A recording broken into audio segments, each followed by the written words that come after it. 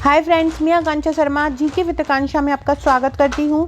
आज हम मध्य प्रदेश सामान्य ज्ञान के अंतर्गत मध्य प्रदेश का गठन, पुनर्गठन, मध्य प्रदेश के जिले और संभाग पढ़ने वाले हैं। ये मध्य प्रदेश स्पेशल क्लास के लिए एक वीडियो, इसका पहले भी मैं इस प्रकार का एक वीडियो बना चुकी हूँ, लेकिन तभी आप लोगों का पीएससी का एग्ज़ाम नहीं आया था, प्रीलिम्स का डेट नहीं आया था, तो आप लोगों ने ध्यान नहीं दिया है। तो इसको बहुत अच्छे से पढ़िएगा। इसका पहला भाग भी मैं करवा चुकी हूँ, डिस्क्रिप्शन बॉक्स में मैं इसकी लिंक दे दूँगी। तो चलिए स्टार्ट करते हैं। मैप की सहायता से हम पूरा पढ़ेंगे। इसके अलावा जिससे आप ये पढ़ रहे हैं, ये एमपीपीएससी प्रीलिम्स का जो भूगोल का नोट्स है, भूगोल के नोट्स में और जो राज्य व्यवस्था का नोट्स है, मध्य प्रदेश की राज्य व्यवस्था, उसमें आपको ये सब मिल जाएंगे। तो चलिए स्टार्ट करते हैं। मध्य प्रदेश का गठन और पुनर्गठन। मध्य प्रदेश की पुनर्गठन में हम क्या क्या पढ़ने वाले हैं। सबसे पहले 1947 में मध्य प्रदेश की स्थिति क्या थी, फिर 1 नवंबर 1956 में मध्य प्रदेश की स्थिति क्या थी, और फिर 1 नवंबर 2000 में मध्य प्रदेश की स्थिति क्या थी। मध्य प्रदेश का गठन ये 3 भागों से मिलकर बना रहेगा, तो ये हम पूरा पढ़ेंगे। अगर आपने हमारे एमपीपीएससी प्रीलिम्स के नोट्स अब तक नहीं लिए हैं तो आप ले सकते हैं। जैसा कि मैं वीडियो में बता रही हूँ, यही हैंड रिटन इसी प्रकार के नोट्स आपको मिलेंगे। टू द पॉइंट है, जो जो यूनिट है वही यूनिट है, जिसकी बता देती हूँ मैं आपको कौन कौन सी 12 बुकलेट मिलेंगी।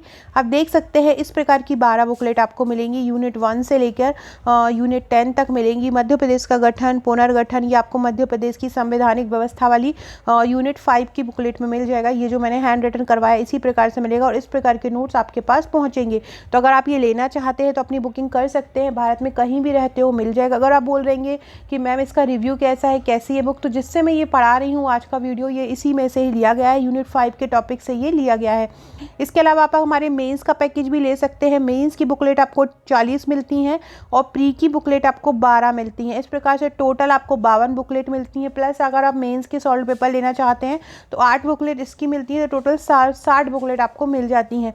तो आप लेना चाहते हैं तो वो आप मुझे व्हाट्सअप कर दीजिएगा। तो चलिए स्टार्ट करते हैं। अब सबसे पहले हम ब्रिटिश काल में देखते हैं। 1818 से 1947 तक की स्थिति क्या थी।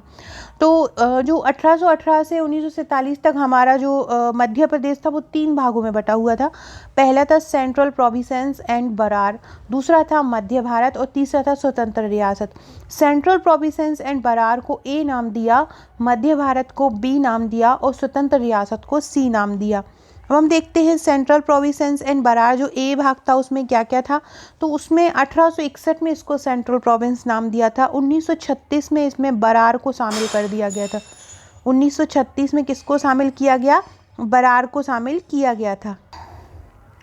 1861 में इसको सेंट्रल प्रोविंस नाम दिया गया था और 1936 में इसको बरार में शामिल किया गया था, इसलिए इसको बोलते हैं सेंट्रल प्रोविंसेस एंड बरार। ये दोनों फैक्ट याद रखिएगा।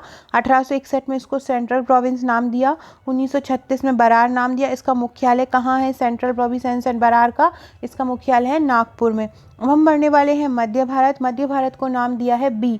मध्य भारत को क्या नाम दिया है, बी। और ये ग्वालियर सिंधिया रियासत इसमें शामिल था। इंदौर की होलकर रियासत इसमें शामिल थी। धार देवास की पवार रियासत इसमें शामिल थी और मुख्यालय इसका ग्वालियर और इंदौर था। स्वतंत्र रियासत जिसको सी नाम दिया, इसमें एक तो विंध्य क्षेत्र की बघेलखंड रियासत थी, दक्षिण पूर्व क्षेत्र की छत्तीसगढ़ रियासत शामिल थी और मध्य क्षेत्र की भोपाल रियासत शामिल थी। तो इस प्रकार ये 3 भागों में बटा हुआ था। अब वर्तमान में मध्य प्रदेश में अगर शामिल रियासतें पूछें अगर ये आपसे प्री में, तो ये कितनी है, 65 रियासतें वर्तमान में शामिल हैं। अब हमें देखते हैं कुछ इस प्रकार से मैप जो है उस समय शो होता था। तो यहाँ पे जो ये पीले कलर का, ये मध्य भारत की सिंधिया की रियासत है, ये पूर्वी रियासत है। बीच का सेंट्रल प्रोविंसेस और यहाँ पे भोंसले और अन्य शासकों का राज था। ये मध्य भारत में ये जो इंदौर साइड था ये होलकर वंश की रियासत में था और बीच ऊपर वाला जो उत्तर साइड का था चंबल क्षेत्र, वो सिंधिया मतलब ग्वालियर रियासत में शामिल था। द्वितीय चरण अगर हम देखें तो द्वितीय चरण 1947 से 1956 तक का था। इसको भी 3 भागों में बांटा था। इसमें पार्ट ए, पार्ट बी और पार्ट सी था। पार्ट ए में जो थी वो 15 रियासतें थीं, पार्ट बी में 26 रियासतें थीं। पार्ट ए जो था वो सीपी बरार में विभक्त था और सीपी बरार जो है वो 3 भागों में डिवाइडेड था। कौन सा, एक तो विदर्भ, एक महाकौशल और छत्तीसगढ़। तो सीपी बरार 3 भागों में विभाजित था। कौन कौन सा, विदर्भ में, महाकौशल में और छत्तीसगढ़ में। मध्य भारत में 26 रियासतें थीं, ये ध्यान रखिएगा। और जो पार्ट सी था वो 2 भागों में बटा हुआ था। एक तो था विंध्य प्रदेश और एक था भोपाल। विंध्य प्रदेश की जो थी 38 रियासतें थीं और भोपाल की 11 रियासतें थीं। अब जो पार्ट ए था उसकी राजधानी क्या थी, उसकी राजधानी नागपुर थी। और पार्ट ए के मुख्यमंत्री कौन थे, पंडित रविशंकर शुक्ल थे, जो मध्य प्रदेश के प्रथम मुख्यमंत्री भी रहे थे। और इनके जो प्रमुख गवर्नर थे राघवेंद्र राव थे, किसके, पार्ट ए के। जो पार्ट बी था उसकी राजधानी इंदौर या ग्वालियर होती थी। यहाँ के मुख्यमंत्री लीलाधर सेठ होते थे। और यहाँ का जो प्रमुख थे वो तख्तमल जैन थे, किसके, पार्ट बी के। कौन थे प्रमुख, तख्तमल जैन थे। इसके बाद है पार्ट सी। पार्ट सी जो कि विंध्य प्रदेश और भोपाल में डिवाइड था, और जिसमें 38 रियासतें थीं। विंध्य प्रदेश की राजधानी थी रीवा, और इसके मुख्यमंत्री जो थे वो थे शंभुनाथ शुक्ल। और यहाँ पे 11 रियासतें थीं, और शंकर दयाल शर्मा इसके राज्यपाल थे या गवर्नर प्रमुख थे। तो इस प्रकार से ये जो स्थिति बनती है ये 1947 से 1956। फ्रेंड्स, अगर आपने प्री की बुकलेट ली हो तो ये वाली बुकलेट आपको मिली होगी। इसका जो फ्लो चार्ट है उसको अपनी रफ कॉपी में 2 से 3 बार बना के देखिएगा, ये आपको पूरा का पूरा याद हो जाएगा। अब हम पढ़ने वाले हैं 1947 में क्या स्थिति। एक बार इसको देख लीजिए, आपको पूरा का पूरा समझ में आ जाएगा। पार्ट ए में क्या नाम था, पार्ट ए को हम और क्या नाम देते थे, सेंट्रल प्रोविंसेस या मध्य प्रांत या बरार बोलते थे। पार्ट ए की राजधानी क्या थी, नागपुर थी। और रियासतें इसमें कितनी शामिल थी, 15 शामिल थी। पार्ट ए में कितनी रियासतें थी, 15 शामिल थी। इसकी प्रमुख रियासत कौन सी थी, हरदा की मकड़ाई। एक और बहुत इंपॉर्टेंट पॉइंट, ये प्रश्न प्रीलिम्स में आपसे पूछ सकते हैं कि मकड़ाई जो रियासत है वो वर्तमान में कहाँ पे है, किस क्षेत्र से है, तो वो है हरदा से। मकड़ाई कहाँ पे है, हरदा। इसके बाद विदर्भ कहाँ पे है, नागपुर में। और महाकौशल जबलपुर में। इस प्रकार पार्ट ए में मेनली 3 रियासतें ये थीं। राज प्रमुख कौन थे यहाँ के, पंडित रविशंकर शुक्ल। और विशेष कौन थे, मतलब governor Raghavendra Rao. Part V में अगर देखें तो पार्ट वी को मध्य भारत बोलते थे। कौन, क्या राजधानी थी इसकी, शीतकालीन राजधानी थी ग्वालियर, और ग्रीष्मकालीन राजधानी थी इंदौर। रियासत इसमें कितनी थी, पार्ट बी में 26 थी। और प्रमुख रियासतें इंदौर की होलकर, ग्वालियर की सिंधिया, और राजगढ़ की नरसिंहगढ़ रियासत। राज प्रमुख कौन थे पार्ट बी के, लीलाधर सेठ जी या जोशी थे। और इसके विशेष मतलब गवर्नर कौन थे, तख्तमल जैन थे। इसके बाद आप पार्ट सी में अगर देखें तो पार्ट सी में विंध्य प्रदेश आता है। इसकी राजधानी क्या थी, रीवा थी। रियासतें इसमें 38 थी। मेन रियासतें कौन सी थी, पन्ना की अजयगढ़, दतिया, ओरछा, बुंदेलखंड और बघेलखंड। शंभुनाथ शुक्ल या पांडे इसके प्रमुख थे। इसके बाद भोपाल में, भोपाल स्टेट की देखें तो भोपाल स्वतंत्र राज्य पार्ट सी के अंतर्गत आता था। इसमें कौन सी रियासत, एक रियासत शामिल थी। और इसकी क्या नाम था रियासत का, भोपाली रियासत था। और इसके जो प्रमुख कौन थे वो थे मोहम्मद हमीदुल्ला, भोपाल के थे मोहम्मद हमीदुल्ला। और डॉक्टर शंकर दयाल शर्मा भोपाल जो इसके प्रमुख थे, और ये भोपाल के प्रमुख प्रथम मुख्यमंत्री भी बने थे भोपाल राज्य के। तो इस प्रकार से ये चार्ट 1947 का आप जरूर याद कर लीजिए, क्योंकि इसमें आता है कि ये कौन सा पार्ट ए में था, पार्ट ए के गवर्नर कौन थे, पार्ट ए के मुख्यमंत्री कौन थे, तो ये आप अच्छे से याद कर लीजिएगा। अब हम पढ़ते हैं 1956 जब हमारा मध्य प्रदेश का गठन हुआ, इसको पढ़ते हैं। फ्रेंड्स, अगर वीडियो अच्छी लगे तो कमेंट करके मुझे ज़रूर बताइएगा। और इसके आगे हम बहुत अच्छे अच्छे पार्ट पढ़ते जाएंगे तो हमारा मध्य प्रदेश क्लियर होता जाएगा। ऑब्जेक्टिव भी जल्दी लाने वाली हूँ मैं। प्रीलिम्स के लिए एन सीरीज़ मेरी चल रही है, तो उसको जरूर फॉलो कीजिएगा। 1956 की स्थिति में देखें तो फजल अली की अध्यक्षता में मध्य प्रदेश का पुनर्गठन किया गया था।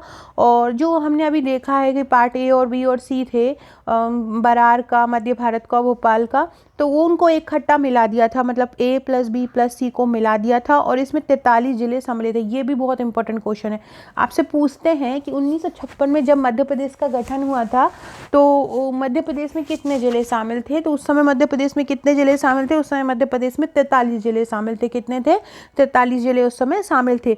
अब पार्ट ए में कुछ परिवर्तन किया गया। क्या किया गया, तो पार्ट ए के 8 जिले, मतलब जो सीपी और बरार में 8 जिले आते थे, कौन कौन से, अकोला, अमरावती, भंडारा, बुल्ढाना, यवतमाल, नागपुर, वर्धा और चांदा को तत्कालीन बम्बई राज्य में मिला लिया था। क्या किया था, तत्कालीन बम्बई राज्य में मिला लिया था। और पार्ट बी में क्या परिवर्तन किया था, राजस्थान के सिरोंज को विदिशा जिले में शामिल किया था। क्या कर लिया था, राजस्थान का जो सिरोंज है उसको विदिशा में शामिल कर लिया था। और मंदसौर के सुनील टप्पा को भी राजस्थान में शामिल कर लिया था।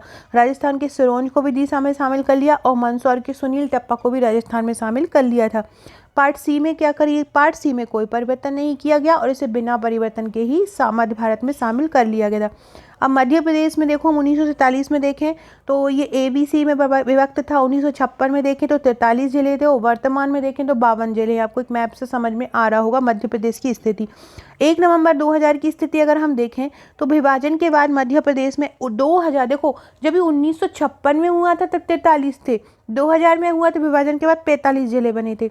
और विभाजन के पूर्व पता है कितने बन गए थे? 61 जिले बन गए थे, क्योंकि वो 43 जिले बढ़ बढ़ के फिर किसी से 2, फिर एक जिले से 2 जिले बन गए। तो इस प्रकार से टोटल जो 2000 से पूर्व अगर 1999 की बात करें तो 61 जिले थे, टोटल 61 जिले थे। और 2000 में जब विभाजन हुआ, छत्तीसगढ़ अलग हुआ तो 45 जिले बचे थे। और छत्तीसगढ़ को 1 नवंबर 2000 को 26वां प्रदेश देश का बना दिया गया था। 16 जिले छत्तीसगढ़ को चले गए थे, 61 में से 16 जिले यहाँ पे छत्तीसगढ़ को चले गए थे। ये फैक्ट भी याद रखिएगा। जब 1 नवंबर 2000 को छत्तीसगढ़ का गठन हुआ तो हमारे मध्य प्रदेश में टोटल 61 जिले थे, जिसमें से 61 में से 16 जिले छत्तीसगढ़ में चले गए थे और 45 जिले बच गए थे। तो ये फैक्ट याद रखिएगा।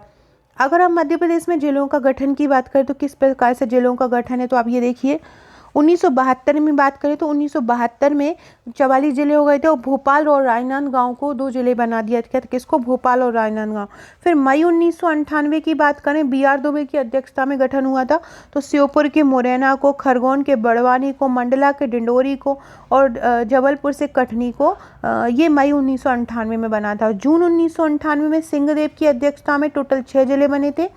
नीमच से मंदसौर बन गया था, हरदा बन गया था और शहडोल से उमरिया बन गया था। तो ये बन गए थे। अब अगर हम 49वें जिले कौन सा बना था? अलीराजपुर बना था मई 2008 में। 17 मई 2008 को ये झाबुआ से अलग होके बना था। इसके बाद 24 मई को सीधी से अलग हटके सिंगरौली 50वां जिला बन गया था। 16 अगस्त 2013 को 51वां जिला बन गया था आगर मालवा शाजापुर से अलग होकर। और निवाड़ी जो है 52वां जिला बना टीकमगढ़ से अलग होकर 1 अक्टूबर 2018 को। प्रस्तावित जिले नागदा, मैहर, चाचौड़ा और बागली ये प्रस्तावित जिले हैं। 17 मई को 15 अगस्त 2003 को 3 जिले बने थे। बुरहानपुर से, खंडवा से बुरहानपुर बना था, शहडोल से अनूपपुर बना था, गुना से अशोकनगर बना था 15 अगस्त 2003 को। अब हम कुछ इंपॉर्टेंट फैक्ट देखते हैं। 1956 में पुनर्गठन में 8 संभाग थे और 43 जिले थे, ये हमको पता है। 1972 को होशंगाबाद नया संभाग बन जाता है तो 9 संभाग हो जाते हैं। 1980 में चंबल संभाग बन जाता है तो 10 संभाग बन जाते हैं। भारत में रियासतों के एकीकरण के समय बुंदेलखंड पहली रियासत थी जिसने भारत संघ में शामिल होने की घोषणा की थी। बहुत इंपॉर्टेंट क्वेश्चन है। भारत में रियासतों का जब एकीकरण हुआ था तो कौन सी ऐसी पहली रियासत थी जिसने भारत संघ में शामिल होने की घोषणा की थी? तो वो थी बुंदेलखंड रियासत। सेंट्रल प्रोविंस की एकमात्र जो रियासत थी वो थी मकड़ाई, जो कि हरदा जिले मध्य प्रदेश में शामिल थी। 2010 में अलीराजपुर जिले के भाभरा का नाम क्या कर दिया गया? चंद्रशेखर आजाद नगर घोषित कर दिया गया। ये ध्यान रखिएगा, ये फैक्ट। अलीराजपुर जिले के भाभरा का नाम चंद्रशेखर आजाद नगर घोषित कर दिया गया था। कौन कौन से संभाग है मध्य प्रदेश? वर्तमान 10 संभाग है। कौन कौन से जिले आते हैं? तो सबसे पहला है चंबल संभाग, जो कि मुरैना के अंतर्गत आता है और इसमें 3 जिले आते हैं। ये मुख्यालय दिया हुआ है चंबल संभाग का, मुरैना। उसके बाद उज्जैन संभाग है। उज्जैन संभाग में 7 जिले आते हैं, उज्जैन मुख्यालय है।